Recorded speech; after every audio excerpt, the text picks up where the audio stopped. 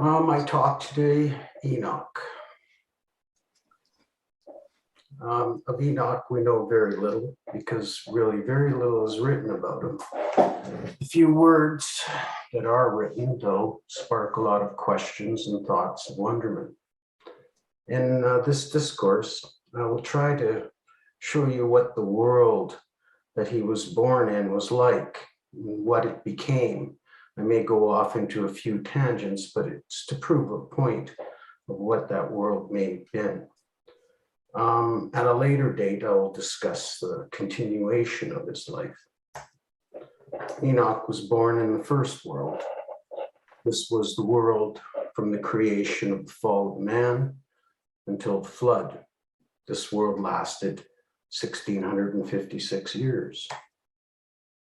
It was an evil world because in its sin, error, and death prevailed. Brother Johnson stated in volume 2 that the world before the flood was not as evil as the present order of affairs expressly called this evil world. The world that then was, or the old world, where Enoch walked, consisted of two parts, of course, its heavens and its earth. When we speak of its heavens and its earth, we don't mean the literal heavens and earth of those days. What we mean are the figurative or symbolic heavens and earth. One might ask, what's the difference between the literal and the figurative heavens and earth? The literal heavens are, of course, the planetary systems and their suns that we see above us on cloudless nights. The literal earth is the planet in which we live in, build our houses, and plant our gardens. Symbolic heavens have a similar thought and likeness to the natural heavens in the following sense. As the natural stars give light so that we can find our way through the night, so teachers of religion shed the light of truth on the pathway of sinners so that they can find their way in the night of sin. As the literal stars represent the literal heavens, so all the religious systems and their teachers in any of the Bible's three worlds represents the heavens of that world. The Bible speaks of a teaching class or a system in the sense of symbolic stars. This is evident from many verses. For instance, Daniel 12:3, they that be wise, literally teachers, shall shine as the brightness of the firmament and sun, and they that turn or convert many to righteousness as the stars forever and ever.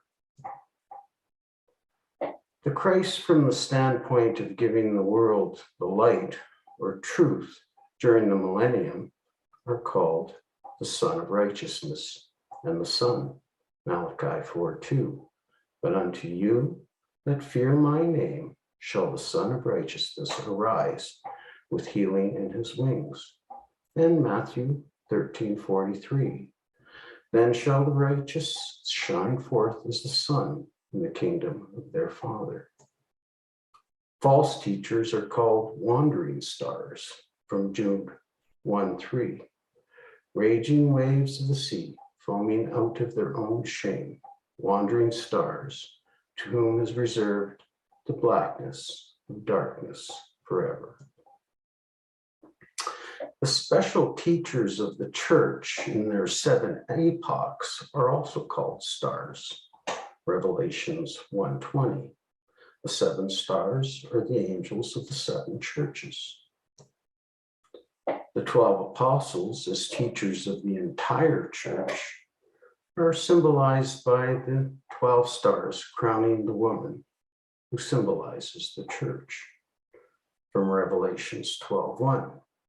And there appeared a great wonder in heaven, a woman clothed in the sun, and the moon under her feet, and upon her head a crown of 12 stars. And Jesus, from the standpoint of giving the truth in the dawn of the millennium, is called the day star, the morning star, from Revelations 22:16. I am the root and the offspring of David, and the bright and morning star. These passages prove that religious teachers are symbolic stars. This enables us to see how all the symbolic stars of the world before the flood, this evil world, and the world to come would be considered the symbolic heavens. In the Bible, angels are referred to as spirits that God made as his servants. Hebrews 1:14 says, "Are they not all ministering spirits sent forth to minister for them who shall be heirs of salvation?" They are called stars or teachers and are spoken of as the stars that sang together early in the human history, rejoicing in God's creation, from Job 38:7. When the morning stars sang together and all the sons of God shouted for joy. Lucifer, light bearer, who later became Satan, was like the morning star, son of the morning, and later, in unholy ambition, sought to mount above or become supreme over the other stars or angels. Isaiah 14:12-13 says, "How art thou fallen from heaven, O Lucifer, son of the morning? For thou hast said in thine heart, I will ascend into heaven. I will exalt my throne above the stars of God." The angels are expressly spoken of as having been the authorized teachers of human family, and as having been clothed with power to reward the obedient and punish the disobedient in the following verse, Hebrews 2:2.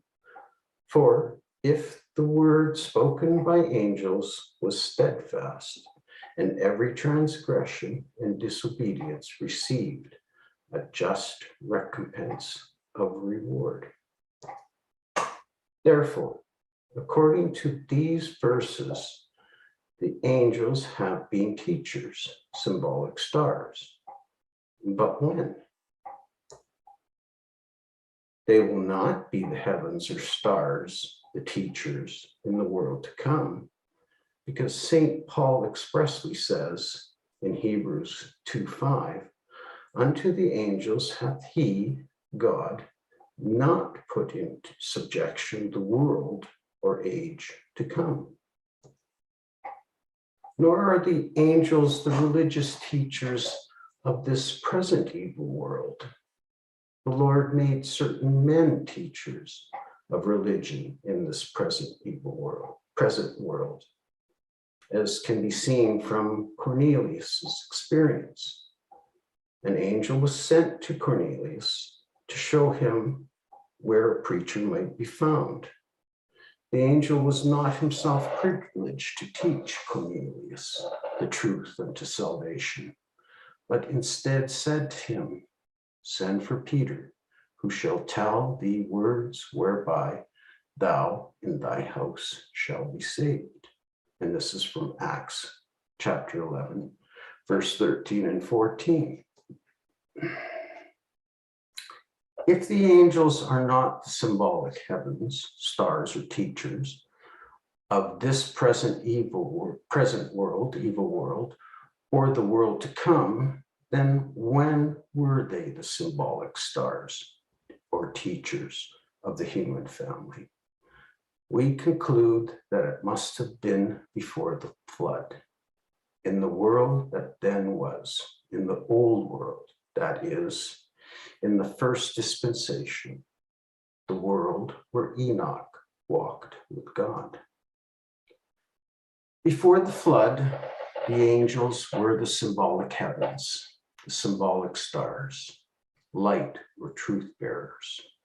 They were the authorized teachers of the people, rewarding them for obedience and punishing them for disobedience. The Bible does not give details as to their administration of affairs. As we piece together the thoughts scripturally indicated and implied, we conclude that they were permitted by the Lord to try to uplift mankind after sin had entered the world. They were made the religious teachers, the stars, the symbolic heavens in the world that then was, the world where Enoch walked with God. Enoch would have learned much in the 365 years that he walked with and pleased God. We're not sure how the angels, as religious teachers, being present in his day, would have influenced him. The Lord foreknew that the angels would fail. Instead of success crowning their efforts, matters became worse, until man's wickedness required punishment of the flood. We know that apart from Satan, the angels did not sin until just before the flood. 1 Peter 3:19 and 20. By whom also he sent and preached to the spirits, went and preached to the spirits in prison, who formerly were disobedient when once the divine long-suffering waited in the days of Noah, while the ark was being prepared. While the Bible does not give us the details, we surmise from the facts that it does give that the following things occurred. While they were somewhat discouraged by their failure to uplift fallen men, Satan seems to have suggested the following thoughts to the angels. Your failure is due to your use of an inadequate remedy for man's sin. The race is impure because it comes from an impure fountain through heredity. If you make the fountain pure, you will have pure water.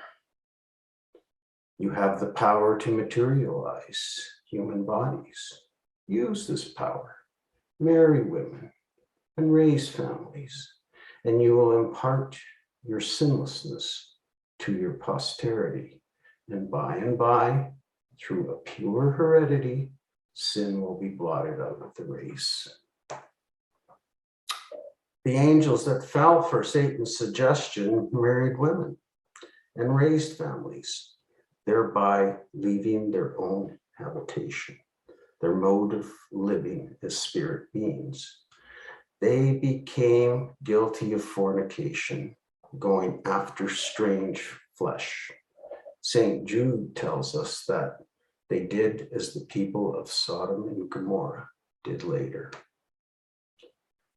The procedure of the angels in this matter was entirely unauthorized. We may assume that when Satan first made his suggestion, it appealed to all as plausible. Some of them had doubted Satan. These angels refused to enter into the suggestion unless it was divinely authorized. But there were others that allowed their zeal to reform the race to set aside proper caution. By following Satan's suggestion, these angels plunged themselves into sin and the race into deeper sin. What drew them to this conclusion? The women that they married were born of sin, and the angels became sinners by marrying them. Both fountains would be corrupt and would spawn hybrids of extreme corruption. The Bible tells us that it was their lust for women of men. Genesis 6:2. That the sons of God saw the daughters of men, and they were fair, and they took them wives of all which they chose. Instead of the offspring of these angelic fathers and human mothers being sinless, they increased the wickedness of the antediluvians. Genesis 6:12. And God looked upon the earth, and behold, it was corrupt, for all flesh had corrupted his way upon the earth. Thus the angels, the symbolic heavens of the old world, became unfit for divine use as religious leaders and teachers, symbolic stars. Regarding Enoch, we realize that he was taken 69 years before the days of Noah. This would have spared him the troubling times that resulted from these offspring of angels. Perhaps he observed them, the corruption from afar. What was the condition of the symbolic earth before the flood? We understand the symbolic worth of any world to be the organized society of that world. Often the word earth is symbolically used in the Bible to mean society. For behold, the darkness shall cover the earth, and gross darkness the people. This verse does not refer to the literal earth being in gross literal darkness. In the following verse, the word earth is first used symbolically and then literally. Genesis 4:14. Thou hast driven me out this day from the face of the earth, society, and I shall be a fugitive and a vagabond in the earth, our planet. What were the conditions of the symbolic earth or society upon which Enoch walked with God? Scriptures give us some facts that provide us with evidence regarding its makeup. The first human government was organized by Nimrod, Genesis 10:9 and 10. He was a mighty hunter before the Lord. Wherefore it is said, even as Nimrod, the mighty hunter before the Lord, and the beginning of his kingdom was Babel, and Erech, and Akkad, and Calneh, in the land of Shinar. The earth was not divided up into private property until the day of Peleg, divider, after the flood. Genesis 10:25 states, and unto Eber were born two sons. The name of one was Peleg, for in his days was the earth divided. The first business transaction on record in the Bible is when Abraham purchased the field and cave of Machpelah from Genesis 23:3-20. These show us that before the flood, there was no private ownership of property, no governments among the people, and no competition in business. In other words, society seemed to be organized on a more or less communistic basis, somewhat after the manner of the social organization of the North American Indians. It was a peculiar social arrangement combined with man's increasing selfishness and sinfulness, and the greater selfishness and sinfulness of the giant offspring of the angels, which made the world before the flood ripe for destruction. Genesis 6:4. There were giants in the earth in those days, and also afterward, when the sons of God came in to daughters of men, and they bore children up to them. Those were the mighty men who were of old, men of renown.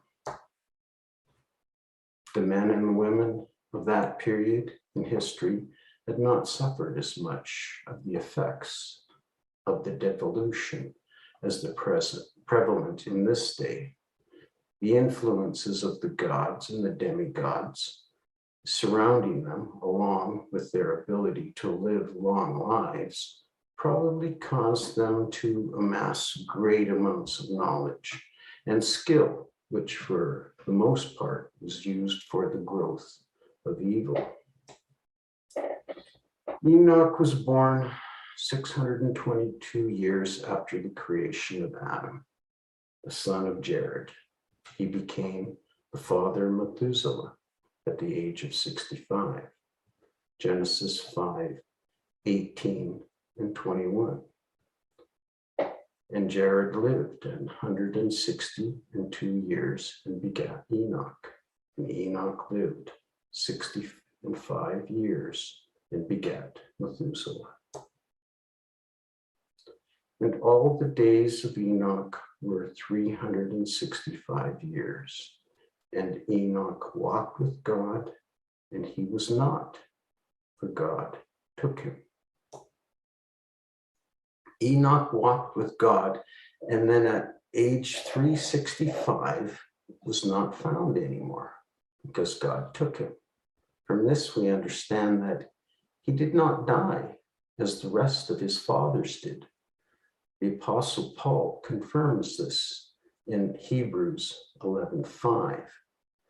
By faith, Enoch was translated, that he should not see death, and was not found, because God had translated him. For before his translation, he had this testimony that he pleased God. The words translated and translation express the thought of transfer carried across, that Enoch was still living on this side of the flood. Here we see a timeline of Genesis 5 and Genesis 9, 28 and 29. Of course, we have Adam, who lived 930 years, who begat Seth, and Seth begat Enos, and Enos begat Canaan, and he begat Mahali, and he begat Jared, and Jared begat Enoch, and Enoch begat Methuselah. It's kind of interesting to see that Enoch walked with God, and during that time, 308 years, Adam was still alive. So he probably communicated with Adam, talked to him, and knew him. And because basically Adam was his great grandfather. Of course, at the age of 365, Enoch was taken and not seen anymore. It's kind of interesting to know also that it was after he was taken, 69 years later, that Noah was born. So if Enoch did not die, then did God go against his own judgment, allowing him to be exempt of the Adamic sentence? Brother Johnson answers this question in E Volume 6, page 271, thus: against the last point that the curse necessitated Enoch's death, we would say that the curse does not forbid in every case the slowing up of the dying process until the ransom merit applied in the millennium will cancel the death sentence. And therefore, without violating justice, the Lord could, for typical reasons, have slowed up the dying process in Enoch's case, inasmuch as the ransom would in due time make up this penalty for Enoch, as we know it will similarly do for those who pass into the millennium without death. Now the question was asked to Brother Johnson in the Present Truth question book, page 362. The question was, who does Enoch type? The answer, he seems to type that part of the church that does not have to sleep in death and wait the resurrection. Those saints who would be alive and remain after Nisan 16, 1878, when the sleeping saints were awakened. This type is confirmed in the fact that Enoch was the seventh from Adam. There were 7 stages of the Gospel Age church, the 7th being the Laodicean. This church is the antitypical 7th from the antitypical Adam, the second Adam, who is Jesus at his first advent.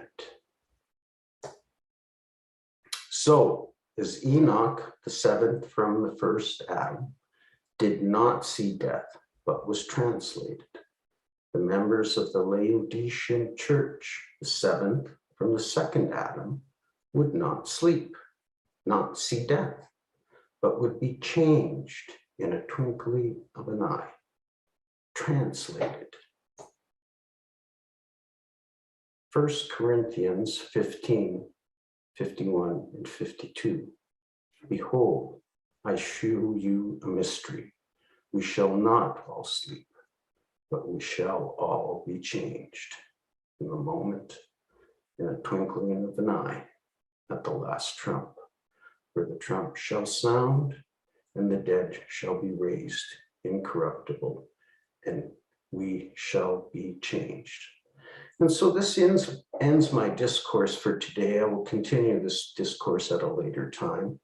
But just for now, just for some humor, I want to show you a little cartoon that my son made. Here we see a truck delivering birthday candles to Enoch. And the caption says, mysteriously, a large order of birthday candles are delivered to the same house on the same day every year. And may the Lord add his blessings. Thank you, Paul.